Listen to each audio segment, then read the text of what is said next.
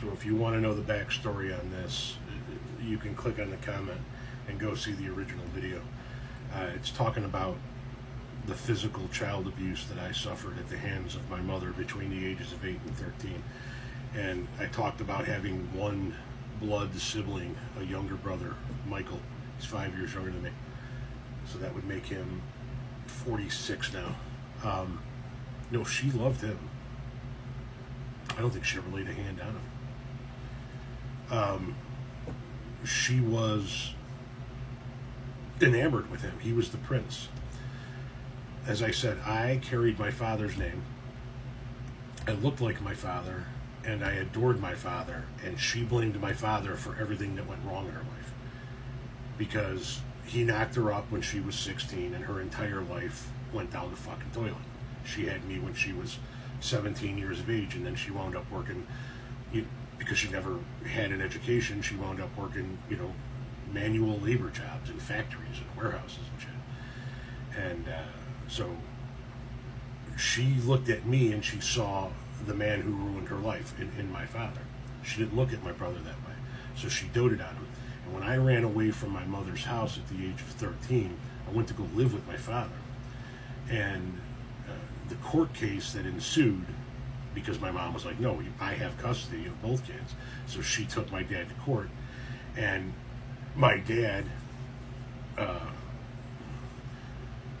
when I would go to spend the weekends with my father, when my mother had custody of me, he would take Polaroids of my bruises.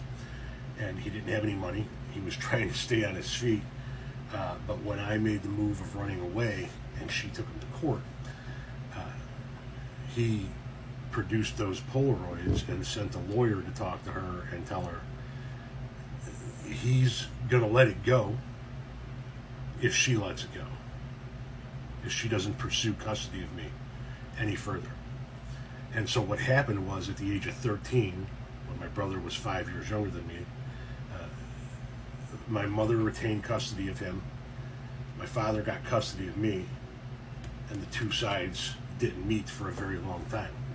And so my brother was raised by my mother, and I was raised essentially from the age of 13 on by my father. And she doted on him. She loved him. He was the apple of her eye. He's still alive. He lives in the west suburbs. He's got 3 daughters. I've never met him. They've never met me. They've met my oldest now lives in Indiana, my 22-year-old daughter. And they've met my wife, because my 22-year-old daughter, at the time that my mother died, said she wanted to go to the funeral, so my wife took her. And so they've gotten to meet that one and only time. But like I said, I've got 3 nieces out there. I have no fucking clue who they are. They have no fucking clue who I am. My brother and I haven't spoken in 26 years. He hated my father because she filled his head full of shit about my dad. He played soccer, and I was living with my dad, so I watched him make these phone calls. He would call and try to get times and locations and dates for his soccer games, and she would give him wrong dates, wrong fields, wrong times, and then he kept missing games because of that, and then she would fill his head full of shit. Like, he doesn't love you. If he loved you, he would come to your games. Look, he doesn't give a fuck about you. And so when he became old enough, he would see my father and us, a couple of times a year around his birthday, around the holidays. And then my brother went to college, and my dad started sending him money every month. I forget how much it was, a couple $100. Just a little walking around money every month to help him out. And after like a year of this shit, took maybe 2 years, I can't remember how long it was, I said to my father, you don't see what's going on here? He only comes around in April when it's his birthday, or at Christmas, the 2 times a year when he's going to get something from you. Otherwise, he's got nothing to do with you. And you just keep sending him money. And Dad finally put the puzzle together, and he reached out to him and said, listen, you don't ever see me. I want to see more of you. I feel like you're just cashing my checks. I'm just a paycheck to you. And so I'm not sending any more money until I see a little bit more out of you. And then my brother sent a letter back going, yeah, you were never a father. The only thing that you were ever good for was the money. So if you're not sending money anymore, then we got no fucking purpose to talk. I have that letter in my safe.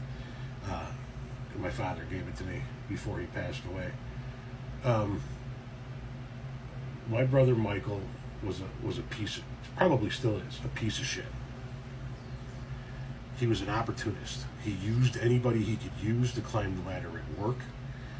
He was so fucking heartbroken or puppy dog stricken with his now wife when they were just dating that he followed her all over the country. Every time she moved to a new state, he followed her like a puppy dog and just basically wore her down.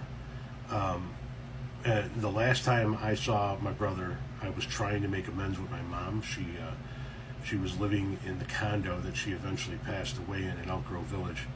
And I had just begun dating Renee, my wife now. And Renee, when Renee and I first started dating, Renee was getting out of a marriage. She married her high school boyfriend, sweetheart, and it was, you got married too young and it was a mistake. We were married for a very brief period of time, no kids, and they were in the process of a divorce. She had left him, was living with her mom, and she had married the guy she was dating in high school, so she didn't want to settle down. She wanted to kind of date, and I had just come off the road traveling for several years, living an insane lifestyle, and I wanted to settle down. And so the first year of our relationship was rocky because I was pressuring Renee to settle down, and she was like, I wanna like live my life before I settle down. And my brother, as a result, hated her.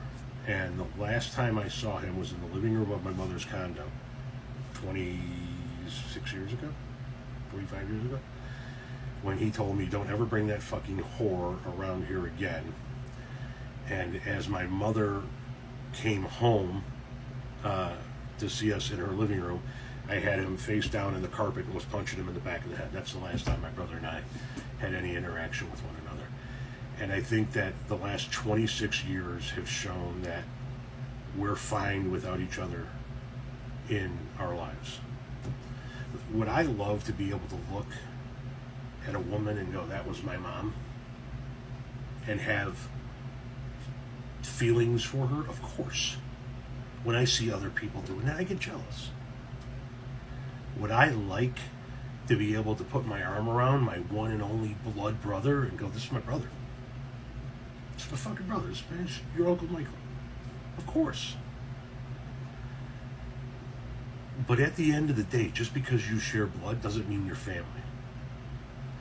My stepmother, Josephine, turned out to be an actual mother for me and an actual grandmother to my kids.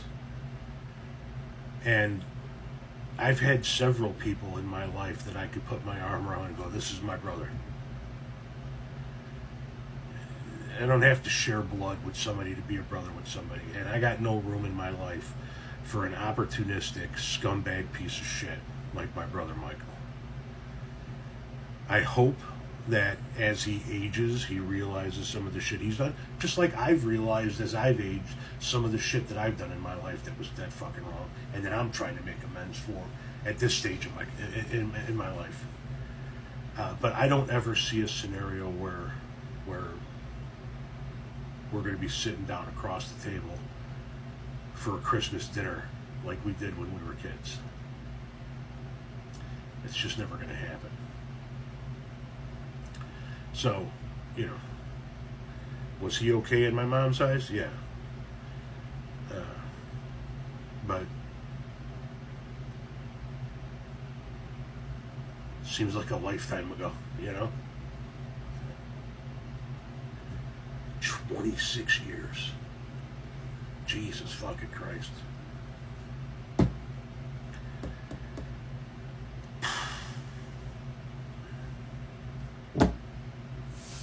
That's the TikTok.